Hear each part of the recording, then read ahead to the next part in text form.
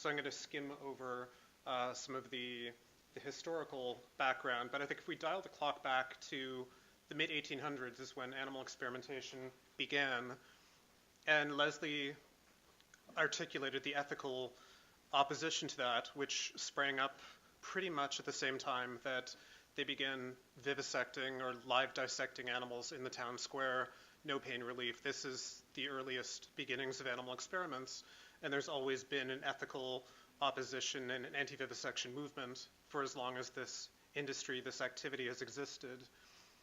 If we dial forward now to the mid-1950s, another school of thought began to appear, which is the scientific case, to say, you know, mice are not little humans with tails. We're different species, and an extremely hard-line scientific argument began to be articulated saying, you know, the use of the word scientific fraud has been used. And then a third school of thought also emerged in 1959, a response from the scientific community itself, and the principle of the 3 Rs, to reduce, to refine, and ultimately replace the use of animals in science, was also articulated. And it doesn't really matter which of those resonates with you, because I think if we look at this in the Canadian context and look at the straight numbers, the statistics on animal use from 1979 until a couple of years ago, you don't need to be a statistician to see the trend line is going up, not down. And although these are summary numbers, they don't capture some of the victories that Liz and Leslie have pointed out. On the whole, we're not winning, and the animals are not winning. And this is despite the 60th anniversary of the 3R principle from the scientific community. I think if you go to any institution, U of T, U of Guelph, and ask scientists, do you support alternatives? Do you support the 3Rs? Everybody does. And yet, why is the line going up and not down? This is also, you know, CCAC, which Leslie introduced, has been around since 1968, decades, 50th anniversary of this institution, which is supposed to be enforcing the 3R principle through Canada. Again, the proof is in the pudding. So I hate to start on a bit of a downer, but I think we need to be realistic about where we are in the state of play. I entered the world in 1975 and the animal protection space in the early 1990s. And again, you can see there have been dips in the numbers, but overall, they're going up. And it's really forced me, as Rob suggested, to take a step back and really scrutinize, are we just doing the same thing again and again and expecting a different result? And are we doing a disservice to the animals in so doing? I don't know whether Einstein actually said this. This is a Google image, but whether or not that's the case, some wise person did point this out, and I think we do need to take that to heart. I don't know if you can see a buzzword that's going around the internet these days a lot is it's time to think outside the cage. Researchers, stop equating animals to humans, but I think we in the advocacy community really need to take a good hard look at, again, as Rob said, are our activities, are our strategies actually working? And if they're not, we need to course correct. Another concept that gets thrown around a lot is evolution versus revolution. So if we look at the 3Rs as an evolutionary concept, we tweak individual experimental proposals in the hope that we'll get to replacement one day. So replacing, you know, an animal test with an alternative in the idea that a one-to-one substitution is necessarily going to work, I'm afraid the reality is much more complex than that. And I think if we look backwards at another animal practice from the 1800s, which is one of the founding issues of the modern humane movement, it was anti-vivisection and carriage horse welfare. Those are the two issues that founded most SPCAs in history. And there's been a century of history of advocacy that these animals are horribly treated. We need to modify how we behave towards them, how long they can be made to work, the welfare standards that are provided to these animals. But the number one thing that actually addressed this issue, mostly once and for all, is the invention of the automobile. Coming up with a better alternative, a revolutionary way to address a human need. And if we view animal research, animal testing through the same lens, as Leslie said, it's the wrong thing, but for an acceptable reason. Curing disease is not selfish. There's nothing wrong with that. But can we have a better tool that will be more effective than pretending that rats and mice are miniature people? By the same token, if we wanted to go to Vancouver today, we could drive 45 hours, I suppose, in the automobile, or use the latest innovations. And say what you will about Air Canada service and food quality, we're going to take the plane because we like shiny new things. Every other aspect of our society is embracing hungrily the latest technologies, the latest innovation. Why are we still dealing with animal model principles from the 1800s? What's wrong with this picture that this is the one area in our lives that is so firmly entrenched in the past? I hope you're going to be able to see these next couple of slides, but I think it's important to really understand the problem and understand the language that we use. We tend to use animal research and animal testing interchangeably, but they're different animals. So if we begin with testing, one of the questions to Leslie was, what's animal tested? Can you give me a list? It could be pharmaceuticals, it could be vaccines, industrial chemicals, food additives, pesticides. They're all animal tested. Why? It's the law is the short answer in most cases.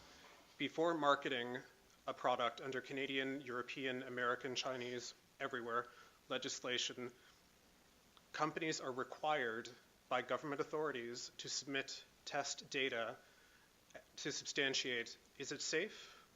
Is it effective?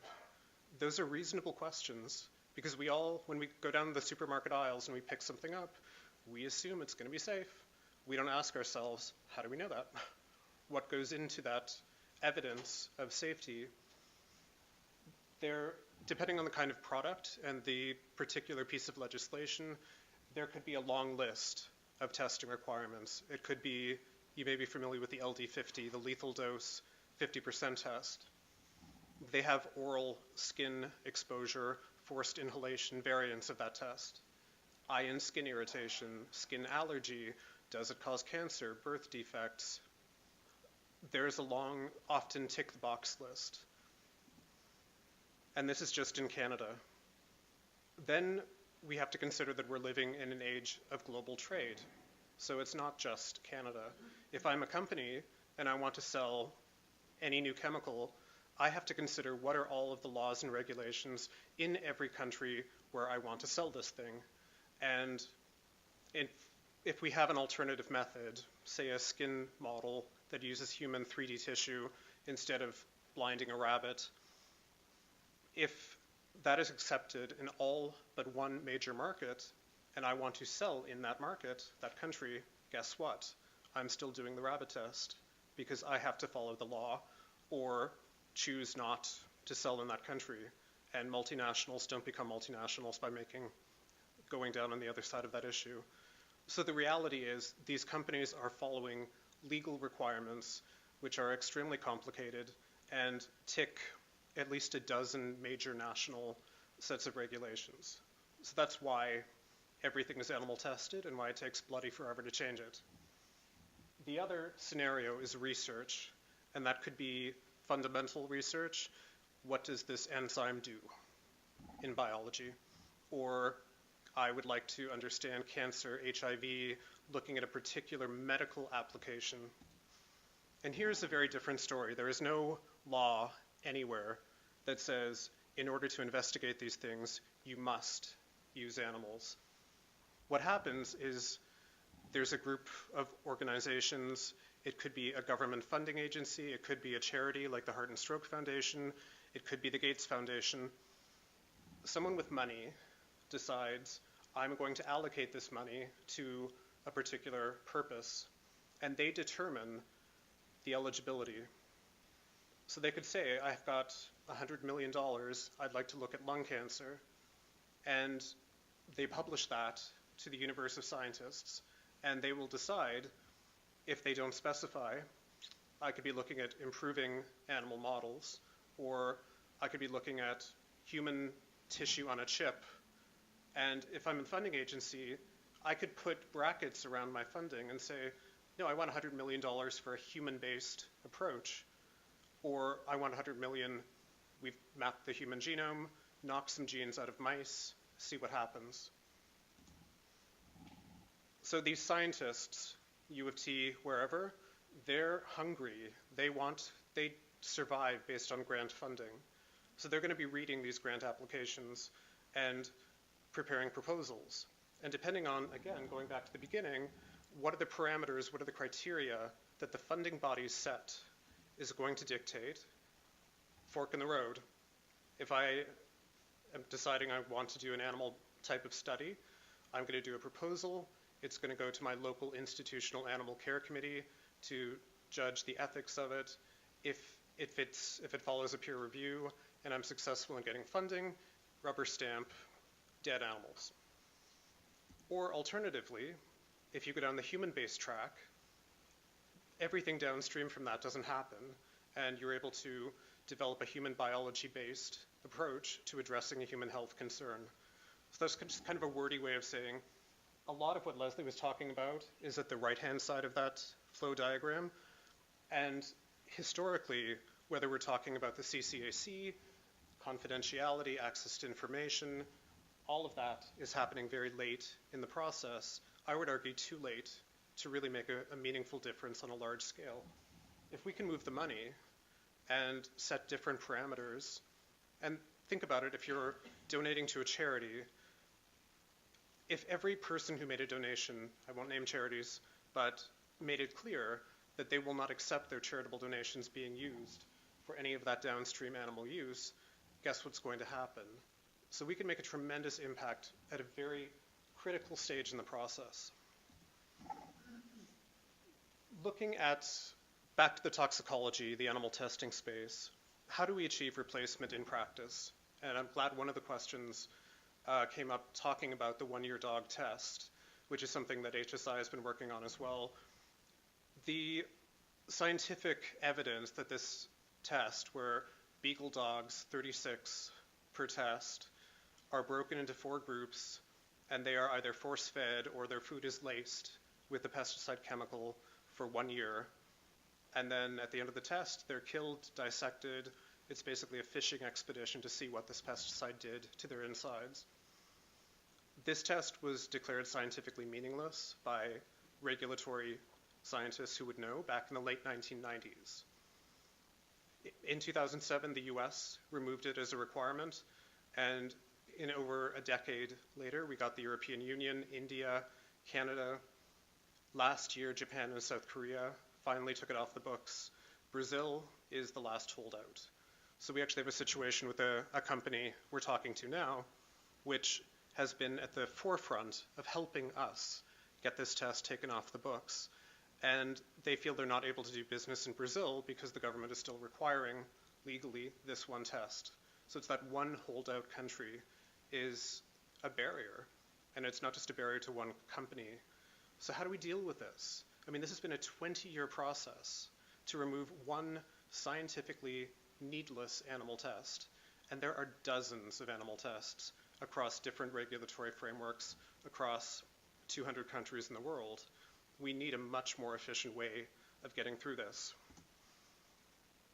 The solution that HSI is working on is what we call mandatory alternatives laws, and it's predicated on a European model from 1986, which is it's taking the 3 R's and making it law to say, if an alternative approach is reasonably available, thou shalt not conduct an animal experiment. So you establish across the board, it doesn't matter whether it's a drug, a pesticide, cosmetic, chemical, if there is an alternative approach, the regulators must accept the alternative. And we've been successful in 2014 in having that measure taken up in Brazil, together with a 5-year mandatory phase-out for the animal test that is replaceable. A couple of years ago in the United States, we were able to amend the federal chemical law, and this deals with 100,000 chemicals per year, to require very strong animal protective language to be adopted by the US EPA and by the industry. And in South Korea, back in 2017, we were able to do the same thing with their legislation. So it's a slow process, but as we're covering these major countries whose decisions really make an impact on millions, if not tens of millions of animals every year, we're able to go in a fundamental way and hopefully dramatically accelerate the process of using alternatives. Back to Canada, cosmetics, another question that came up. This has been a long thought campaign going back to the 1970s, long before my time. But after the European Union became the largest cruelty-free beauty market, meaning banning animal testing for cosmetics, as well as the sale of cosmetics that have been subject to any new animal testing after 2013, we have seen the floodgates open, and it's by having the luxury of I have a team around the world, so I have people in Korea, Japan, China, and elsewhere. So we've been able to get 37 national bans to date, and by we, I include other organizations who also work in this space. There are 8 state bans, and we have 10 similar laws that are working their way through the legal process as we speak, Canada being one of them. So where are we with the Cruelty-Free Cosmetics Act? It cleared our federal Senate in June. It is pending reintroduction for first reading before the House of Commons. Hopefully, cross your fingers, the next week or two, we will see that. HSI and Animal Alliance have been working in lockstep on this since the beginning, and we're working to really try and negotiate with the major beauty companies and the industry position to get agreement on what the language they can live with, so that we will hopefully see this move very quickly through the legislative process. Because as you know, we have an election this year, so at the end of June, if this hasn't been through the full 3 readings and up to royal assent, we get knocked back. So I can't overstate the urgency here. I'm optimistic we're going to get there, but we really are counting on each and every one of our supporters to get on the phone, get on email to your member of parliament, and really rock the boat. So I'm going to pivot quickly to a little more science, because as Leslie pointed out, however you feel about animal protection, animal rights, the ethics, there's also the scientific reality that around 95% of new drugs that appear safe and effective in animal tests wind up being unsafe or ineffective when they're given to humans. So this, you can see the bars are the amount of money that the number of new drugs approved. The cost is the straight line. Fewer new drugs approved, higher costs. The model isn't working, and the industry itself knows it. And by the numbers, we're talking about $2.5 billion for every new drug candidate. That takes around 13 and a half years on average to come to market, and thousands of animals. And these are drug companies who gave this quote. Most of this failure is due to the limited predictive value of preclinical, aka animal models. And as much as we focus on the animal piece of it, also being cognizant, going back to Rob's idea of other communities we need to reach out to, we're all family members who are suffering from diseases. We are all not benefiting from this situation. And I think we really need to break out of your child or your dog kind of polemic that certainly some in the opposition would like us to continue going around that hamster wheel. But the reality is we're all losing, and we need to break out of that. One of the most sort of bang you over the head quotes that I've encountered in recent years is, we've moved away from studying human disease in humans. The problem is it hasn't worked. And it's time we stop dancing around the problem. We need to refocus and adopt new methodologies for use in humans to understand disease in humans. This wise person isn't me, isn't PETA. It's the former director of the US National Institutes of Health, a medical doctor who has spent his entire career working on curing human disease. So this is a high-level recognition that we have a serious problem. What HSI has been doing, we've launched a collaboration called Biomedical Research in the 21st Century, or Biomed 21, and we've been taking this high-level concept and working with scientists who have been, again, career in the trenches, Alzheimer's disease, autism. They're in the labs. This is their life. This is why they get out of bed in the morning. And we've commissioned them to do critical reviews objective, independent of us, and what is working, what is not working. And I don't have time today to get into the nitty-gritty of what they found, but these people are shredding the preconceived notions within the science community, and they're doing it on a disease-by-disease basis. And we're taking those results and giving them to the charities who are working in these areas and say, excuse me, can we have a conversation? Because this isn't benefiting your interest, your stakeholders either. We've also been working, as our name suggests, internationally, and we've been having workshops with science funding agencies across the globe. We've had Europe, Latin America, North America, and we're looking at Asia Pacific this year to really have focused debates around what can we do differently? How do we not keep doing the same thing again and again? And it's hard to really measure how successful or not successful some of this is, but this is a PowerPoint slide from the European Commission, Directorate General for Research. And this is the big pot of money for the European Union, 20, soon to be 27 countries. And the way they've broken this down is, I think, quite telling. They're committing to eliminate poorly predictive models in exactly the same diseases that we have handed to them, developing improved models, and specifically replacing animals with better in vitro cell-based or in silico computational tools in exactly these areas. So this is the second largest pot of research money in the world for biomedicine, and they're showing signs of beginning to make that course correction. So again, going back to an earlier question about what are the alternatives. Firstly, I should say I almost never use the word alternative anymore, because what we really, I found using the language of science to talk to scientists is much more effective than leading with the animal card. Because again, these people get out of bed in the morning. I'm a cancer researcher. Avoiding animal use, that's laudable, but that's not my jam. So speaking to them and just taking the same ideas, but reframing, repackaging, rebranding them using a little more scientific lingo has worked wonders in opening doors. So I'm going to be a little geeky here and show you some science pictures, which I find exciting. I hope you do too. But looking at in vitro, again, people think test tube or petri dish, and that's true. That's sort of the old school. We've now, if you look at that little panel on the right, that is what's called a well plate, and that has 1,536 little grooves in it. So think that many test tubes, which no human being, imagine doing that for your daily life. So these robots on the left automatically drop chemicals in. So you can look at a greater number of chemicals, a greater number of dosages, completely automated, work nights and weekends. You don't need to go in and clean cages. So the cost involved in this crashes. The time involved is a fraction of doing an animal test. And the amount of information you get is, you need supercomputers to deal with it because it's information overload.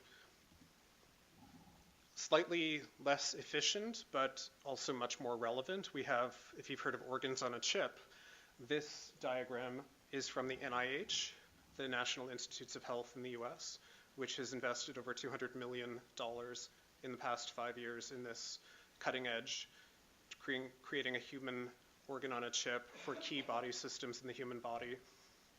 This, the top right, is a lung on a chip. So think like a little thumb drive where you have channels for pumping air in and out, so it contracts and expands the way our lungs do when we breathe. And there's a channel for air, there's a channel for blood, and just think if you can study emphysema to lung cancer using human cells that not only sit in a petri dish and get bored and cranky because there's nothing to do. Here they have a much more biosimilar kind of environment where you have, oxygen in, waste goes out. It's much more representative of the real world. Here's a little video. This is a blinking eye on a chip from the University of Pittsburgh. And again, that's human cornea eye tissue. The image on the left is a Drey's test, the rabbit test from the 1940s. It's no contest. I mean, this isn't just an animal person saying, oh, we have better alternatives, trust me. You know, this is the largest funding agencies in the world are putting serious bucks into doing this. And this, right now, this is one organ at a time, but the objective is to have an entire human on one of these tiny little chips that have the key body systems, the blood flow, the oxygen flow. This is where we're close. These are not cheap. These are not fast yet. This is new technology, but this is where the science is going, and the ability to completely strip away the extrapolation issue is, I can almost taste it. And finally, when I think about it, when I hear the words animal model, I think black box. You force feed something to a rat, you know, feet up, feet down, you don't really know what happened.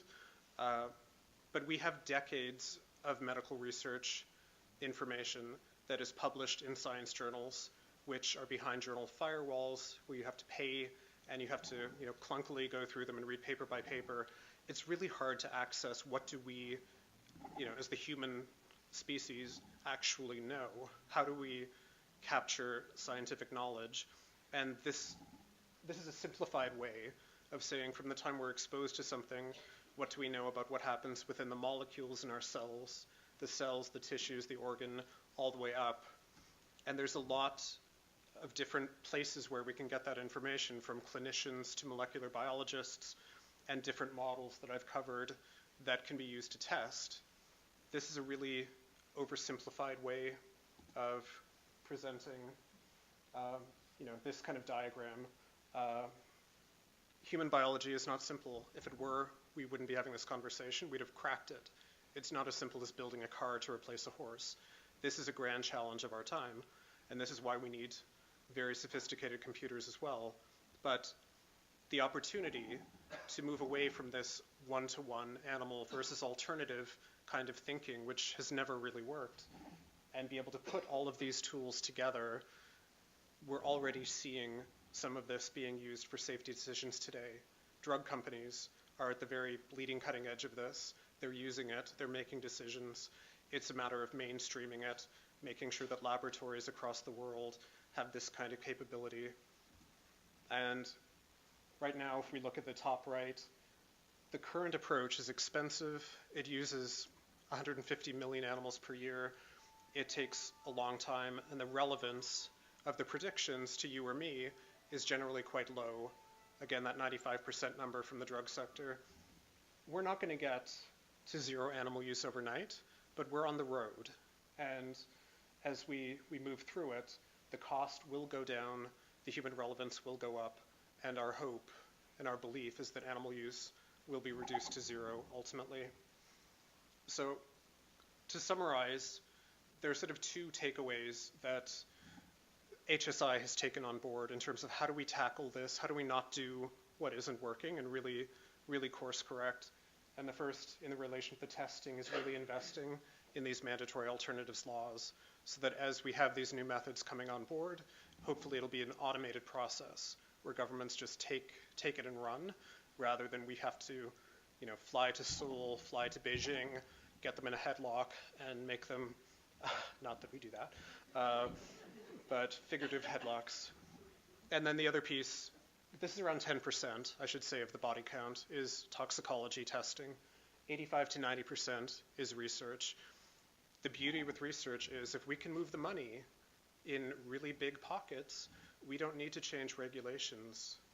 We don't, you know, scientists will follow the money wherever it happens to lead. We just have to get better at moving that money.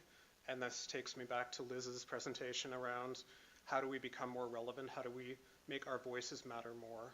And by being politically active is a really key piece. So my takeaway is 3 parts. The first, the easiest, help us ban animal testing for cosmetics in Canada. We have an online petition at becrueltyfree.ca.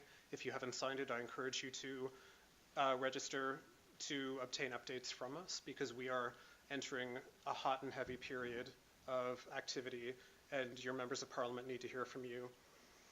The second, take a stand. The animal research is funded almost exclusively by our money, whether that's our donations or by our tax dollars. And that's, I know, a hard thing to kind of drill into. Charities are easy. Before you make a donation, pick up the phone.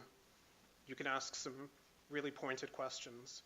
You can also reach out to your member of parliament who, that's not going to change the paradigm. It's not going to change the world. But I guarantee they never have anyone call them, email them, write them a letter to ask about this issue. And every time someone does, it's a holy shit moment for them because they don't know what to do. They don't have talking points. They're not prepared. And if everyone in this room reached out to their MP today or tomorrow with those questions, all of this is going to go back to the funding agencies to say, what do we say? We're suddenly getting these questions. What do we do? And just that sensitized activity, and if we can continue to grow that, it is going to make a difference because we have this kind of a schism in our own minds where, it was said earlier, we want treatments for these diseases, we want safe products, we don't want animals to be used, and we need to be challenging that in ourselves, but also in our policymakers and our political officials. And lastly, being a more informed consumer, we're all aware of cruelty-free cosmetics, but how many people are aware that anything that has a germ-killing label claim, whether that's a hand sanitizer or a countertop sanitizer, is legally a pesticide, which means it's not optional animal testing, it is legally required. And that's tip of the iceberg. So the things that we encounter, the things that we buy every day when we go shopping, do we really understand the fine print about the animal testing consequences? Probably not. I don't know why anyone would go looking for that. That's not nice information to have in your brain. But if you go to hsi.org and animal testing, we have fact sheets that will give you some of that fine print. So with that, I will close. Again, all of this change is really incumbent on each of us as individuals and as supporters of Animal Alliance and other animal advocacy organizations. The change that we achieve is all thanks to you. So thank you all for being here.